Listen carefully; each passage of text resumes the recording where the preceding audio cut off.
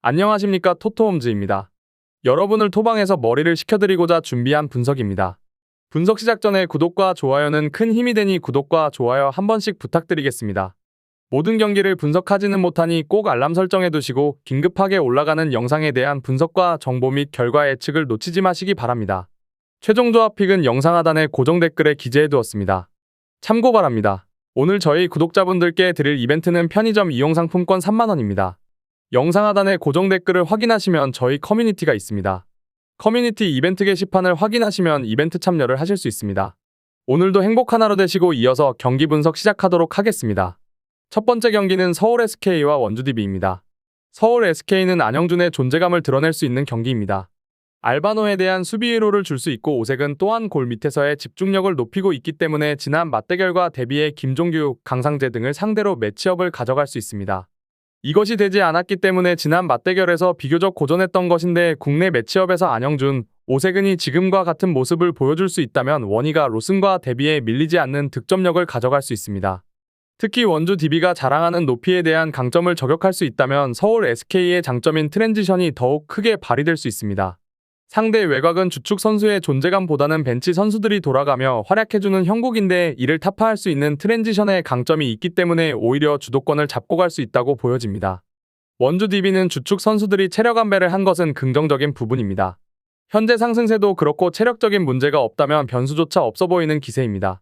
하지만 경기 초반 밀리는 흐름이 나올 때는 센터 자원이 비교적 고전하며 상대에게 외곽을 내주기 시작할 때인데 서울 SK를 상대로 이 약점을 허용할 가능성이 큽니다. 우선적으로 알바노가 공간을 만들어내며 로슨, 김종규, 강상재 등이 내 외곽에서 활약하는 것이 주요 패턴인데 높이에 강점이 있는 팀을 상대로는 알바노가 길이 막히며 트랜지션 게임의 약세를 보일 수 있습니다. 서울 SK의 국내 선수들을 상대로 확실히 리드했던 지난 맞대결과 대비해 이를 간파하고 나온 상대에겐 리드하지 못하며 외곽 흐름을 가져가지 못하며 아쉬운 모습을 보일 가능성이 큽니다. 결론을 말씀드리자면 서울 SK가 지난 맞대결과 대비해 오색은 안영준 등을 활용하며 원주 DB에게 높이 제공권을 쉽게 내주지 않을 것입니다. 또한 벤치 싸움에서도 서울 SK가 밀리지 않습니다. 원주 DB의 높이 강점보다 서울 SK의 트랜지션 강점이 더 크게 드러나며 리드할 수 있을 것으로 보여집니다. 오버와 함께 서울 SK의 승과 핸승을 추천드리는 경기입니다. 두 번째 경기는 안양 정관장과 KT 손익붐입니다. 안양 정관장은 배병준의 공백이 있지만 백코트 자원들의 활약이 준수합니다.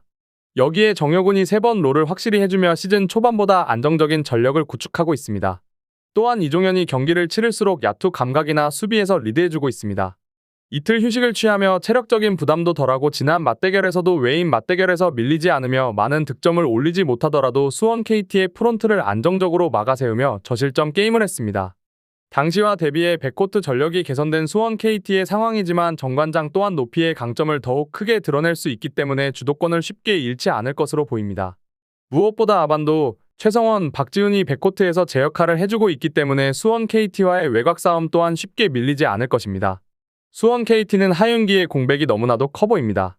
문성곤, 허운이 백코트에서 활약해줄 것으로 기대하고 있지만 기복을 보이며 아직 정상적인 컨디션이 아닌 것으로 보입니다. 또한 스몰 라인업으로 구상해야 할까라는 말을 꺼냈을 정도로 프론트 경쟁력이 부족합니다. 주축으로 활약할 수 있는 선수가 부족해 프론트에 큰 신경을 쓰지 않고 백코트 싸움으로만 끌고 간다는 생각입니다. 이를 안양 정관장에게 바로 적용할까는 미지수지만 그런 식의 운영을 가져간다면 상승세에 있는 정관장의 프론트를 상대로 고전할 가능성이 크기 때문에 주도권을 가져가기 어렵습니다. 베스의 활용 가치를 높이기 위해선 하윤기와 같이 중심을 잡아줄 선수가 필요한데 이를 기대할 수 없는 선수가 부족한 상황에서 문성곤, 허운의 컨디션 회복을 바라야 합니다. 결론을 말씀드리자면 안양 정관장이 프론트를 장악하며 리드할 수 있을 것입니다. 수원 KT가 백코트의 이점을 살려내며 변수를 만들어낼 수 있겠지만 많은 기복을 보이고 있습니다. 지난 맞대결에선 안양 정관장 또한 공격을 안정적으로 가져가지 못하며 수비 위주의 게임을 했지만 이번엔 정효근의 존재감과 함께 공수 모두 리드할 수 있을 것입니다. 오버와 함께 안양 정관장의 승과 핸승을 추천드리는 경기입니다. 세 번째 경기는 IBK기업은행과 대전 정관장입니다. IBK 아베크롬비는 제 몫을 충분히 해주고 있습니다. 다만 국내 선수들의 공격 효율이 좋지 못하면서 공격에서 답답한 모습을 보이고 있습니다. IBK는 표승주가 살아나야 하는데 직전 페퍼와의 경기에서 승리하였지만 표승주의 공격 성공률은 여전히 좋지 못합니다. 아울러 황민경도 잠깐 공격에서 보탬이 되는 듯 하였으나 직전 경기 5득점에 그치고 말았습니다. 중앙에서 이메림이 깜짝 활약을 보여주면서 10득점을 해주었고 최정민의 블로킹 득점이 팀의 분위기를 많이 살려주었지만 공격적인 측면은 아쉽습니다. 여전히 폼푼과 국내 선수들의 호흡이 맞지 않은 모습이며 김하경 세터가 간간히 나오지기는 하지만 확실한 임팩트는 보여주지 못하고 있습니다. 표승주가 살아나야 IBK도 살아납니다. 정관장은 직전 흥국과의 경기에서 이소영이 가세하면서 확실히 공격 루트는 다양해졌다는 장점을 보여주었습니다. 리시브에서 안정적이라는 점은 정관장에게는 큰 도움이 되고 있으며 공격에서의 득점력만 조금 올라간다면 정관장의 전력은 한 단계 업그레이드 될 것으로 예상됩니다. 현재 정관장의 문제점은 메가입니다. 메가가 팀에서 가장 많은 공격을 시도하고 있지만 경기가 거듭될수록 효율은 떨어지고 있으며 이제는 메가의 공격 점유율을 부리면서 지하로 점유율을 높여야 하는 상황이지만 지하가 리시브를 하고 있어 여러모고 복잡한 정관장입니다. 직전 흥국과의 경기에서 메가의 공격 성공률은 30%에 그쳤으며 이제는 메가의 한계를 보여주는 듯합니다. 다만 정관장의 중앙이 IBK보다는 우위에 있으며 중앙을 적극 활용한다면 메가가 조금은 숨통이 트일 수도 있겠습니다. 결론을 말씀드리자면 현재 두 팀은 아킬레스건이 있습니다. IBK는 표승주가 부진하다는 점 그리고 정관장은 메가가 한계를 보인다는 점입니다. 표승주가 살아난다면 IBK가 유리하게 경기를 풀어갈 것이며 메가의 공격 효율이 높아진다면 정관장이 승리할 가능성이 높습니다.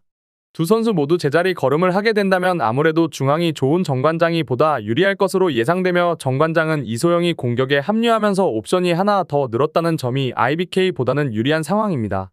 물론 IBK 황민경도 옵션이 될 수 있겠지만 정관장이 블로킹이 좋다는 점을 감안한다면 황민경이 오늘 경기 득점에 관여하기는 조금 어려울 것으로 예상됩니다. 매 세트 팽팽한 경기가 예상되며 다득점 상황에서 정관장이 보다 유리하게 경기를 풀어갈 것으로 예상됩니다. 마지막 경기는 KB손해보험과 한국전력입니다. KB가 9연패를 기록하고 있으며 황경민은 부상으로 한 달 정도 결장을 할 것으로 예상됩니다. 오늘 경기 비에나 혼자 경기를 끌고 가야 하며 윙에서 황경민을 대체할 선수가 없습니다. 비에나 몰빵 배구를 할 것으로 예상되며 만약 비에나가 막히기라도 한다면 마땅한 대안이 없는 KB입니다. 잠시 폼이 좋았던 홍상영마저 직전 경기 폼이 좋지 않아 3세트부터 코트에 나서지 못했으며 비에나 다음으로 득점을 많이 한 선수는 한국민인데 KB의 리시브 효율을 생각한다면 한국민을 중앙에서 자주 활용하기는 힘들어 보입니다. 비에나의 포텐이 터져야 하는데 그렇지 못하다면 오늘 경기 KB가 이길 수 있는 동력이 없는 상황입니다. 공격과 리시브를 해주던 황경민의 공백이 너무도 커 보입니다. 한국전력은 임성진이 제 폼을 찾으면서 확실히 공격에서의 막혔던 혈이 뚫리는 모습입니다.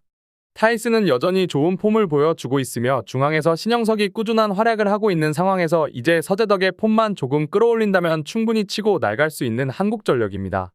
다른 팀보다 신영석의 중앙 공격이 좋아 타이스와 임성진이 윙에서 공격하기가 매우 수월하며 임성진이 직전 두 경기만큼의 폼을 보여준다면 오늘 경기도 쉽게 풀어갈 수 있을 것으로 예상됩니다. 아울러 최근 한국전력이 블로킹으로 많은 득점을 내고 있어 분위기도 쉽게 끌어올리고 있기 때문에 오늘 경기도 충분히 기대할 만한 경기력을 보일 것으로 예상됩니다. KB는 비에나 말고는 믿을 만한 공격 루트가 없습니다. 한국전력이 블로킹이 좋은 최근 경기에서 비에나가 막혀버린다면 마땅한 대안이 없는 KB입니다. 임성진과 타이스의 폼이 좋으며 중앙까지고 활발한 공격 라인을 구축하고 있는 한국전력이 보다 유리하게 경기를 풀어갈 것으로 예상되며 임성진의 폼이 살아난 이상 한국전력은 앞으로 매 경기 다크호스의 역할을 충분히 할 수 있을 것으로 예상됩니다. KB가 공격의 활로가 쉽지 않으며 오늘 경기 한 세트도 가져가기 힘들 것으로 예상되며 저득점 상황에서 한국전력의 승리를 추천드리는 경기입니다. 제가 지금 드리는 정보는 초안을 바탕으로 널려있는 뻔한 자료는 다 패스하고 간략하게 설명을 드린 것입니다. 추가적인 조합을 원하신다면 구독과 좋아요를 눌러주시면 감사하겠습니다. 더 다양한 경기에 대한 세부적인 분석과 결과를 궁금하시다면 영상 하단에 고정 댓글을 확인해주세요. 여러분이 건전한 스포츠 문화를 즐기실 수 있도록 항상 최선을 다하도록 하겠습니다. 시청해주셔서 감사합니다.